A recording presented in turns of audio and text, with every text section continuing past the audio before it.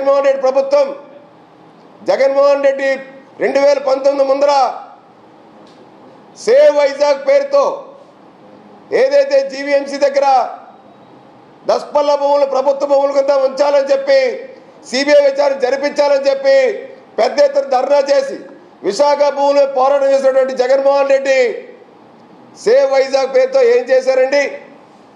Shave Vizag చేశారు. ఋషికొండను కాస్త shave చేసేశారు, బోడిగుంట చేసేశారు. దస్పల్లను కాస్త ఇవాళ అరబిందో ఫార్మా వాళ్ళు కొట్టేశారు.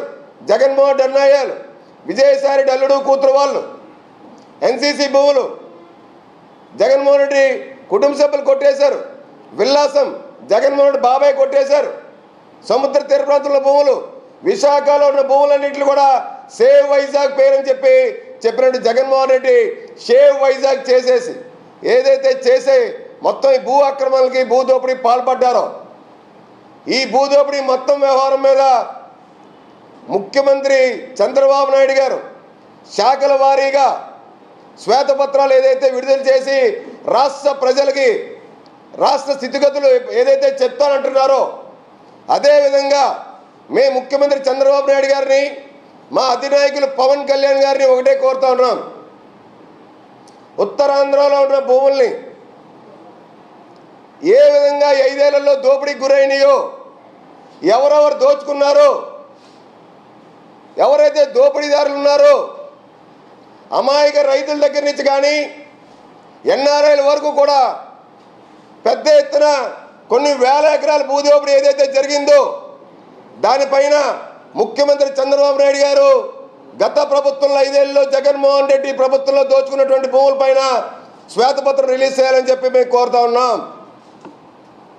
ల్యాండ్ టైటిలింగ్ యాక్ట్ ఏదైతే వీళ్ళు అడ్డం పెట్టుకొని ప్రైవేట్ ఆస్తుల్ని కాజేయాలనేటువంటి దురుద్దేశంతో జగన్మోహన్ రెడ్డి ప్రభుత్వం తీసుకొచ్చిందో ఆ ల్యాండ్ టైటిలింగ్ యాక్ట్ రద్దు చేసిన దాని విధానాన్ని రాష్ట్ర వ్యాప్తంగా ఇవాళ అన్ని వర్గాల ప్రజలు సామాన్యుడి దగ్గర నుంచి ఎన్ఆర్ఐల వరకు ఇవాళ హర్షధ్వానాలు వ్యక్తం చేస్తూ చంద్రబాబు నాయుడు గారికి పవన్ కళ్యాణ్ గారి శుభాభినందనలు తెలుపుతా ఉన్నాం.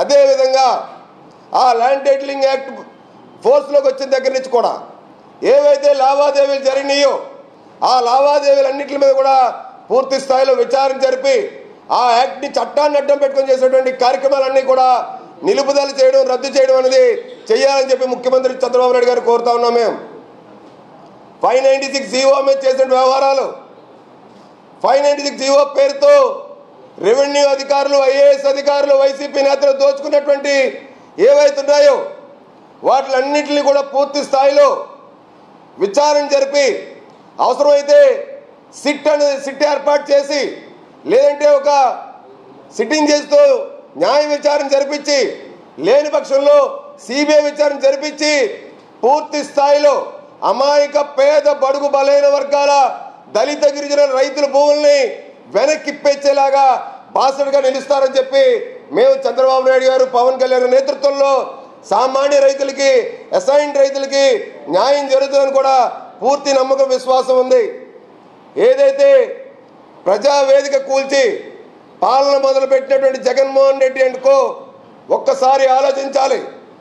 జగన్ బొమ్మలు ఉన్నప్పటికీ కూడా ఏదైతే పిల్లల స్కూల్ బ్యాగులు ఇతర వస్తువులు పంపిణీ విషయంలో ఏ రకమైనటువంటి అభ్యంతరాలు తెలపకుండా ముఖ్యమంత్రి చంద్రబాబు నాయుడు గారు స్కూల్స్ రీఓపెన్ అవుతున్నాయి, మీరు అవన్నీ కూడా వాళ్ళకి చేరవేయండి, మనకి కక్ష సాధింపు చర్యలు ఉండకూడదు, మనకి పబ్లిసిటీ ముఖ్యం కాదు, పేద అమాయక పిల్లలు చదువుకునేటువంటి విద్యార్థులు బడులకు వెళ్ళేటువంటి పిల్లలు వాళ్ళకి బాసటగా నిల్చోవాలి.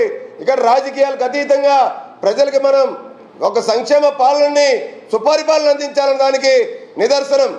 ఇది చూసి బుద్ధి తెచ్చుకోవాలి జగన్మోహన్ రెడ్డి. మీరు చంద్రబాబు నాయుడు గారి యొక్క గొప్పతనం, ఆయన యొక్క తీరు ఏదైతే పరిపాలనలో మొట్టమొదటి రోజు నాడు తీసుకున్న నిర్ణయాలు ఏవైతున్నాయో ఇవి జగన్మోహన్ రెడ్డి యొక్క నిర్ణయాలు చూసి తెలుసుకోవాలి. ఇదే జగన్మోహన్ రెడ్డికి మేము ఎతో పలుకుతూ ఉన్నాం. ఉన్నవి 11 సీట్లే. మీ యొక్క బుద్ధి మారకపోతే, మీరు దోపిడీ చేసిన ప్రభుత్వానికి తిరిగి సరెండర్ చేయబోతే ఇంకా 2024 ఎలక్షన్స్కి ఇప్పుడున్న 11లో ఒక అంకె ఉంటుంది, ఒకటే ఉంటుంది, ఒకటి పోతుంది, ఆ ఒకటి మీరే.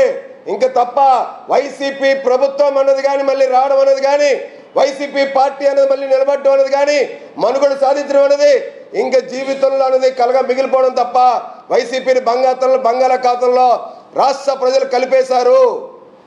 ఇప్పటికైనా చంద్రబాబు నాయుడు గారు, పవన్ కళ్యాణ్ గారు, మోడీ గారు తీసుకున్న నిర్ణయాలు రాష్ట్ర సంక్షేమం కోసం, రాష్ట్ర అభివృద్ధి కోసం, పేద రైతుల కోసం, నిరుద్యోగ యువత కోసం, అవ్వాతాతల కోసం, రాష్ట్రంలో ఉపాధి అవకాశాల కోసం రప్పించడం కోసం అనేకమైన నిర్ణయాలు ఏవైతే తీసుకున్నారో, అమరావతి రాజధానిగా మేము కట్టుబడి ఉంటాము,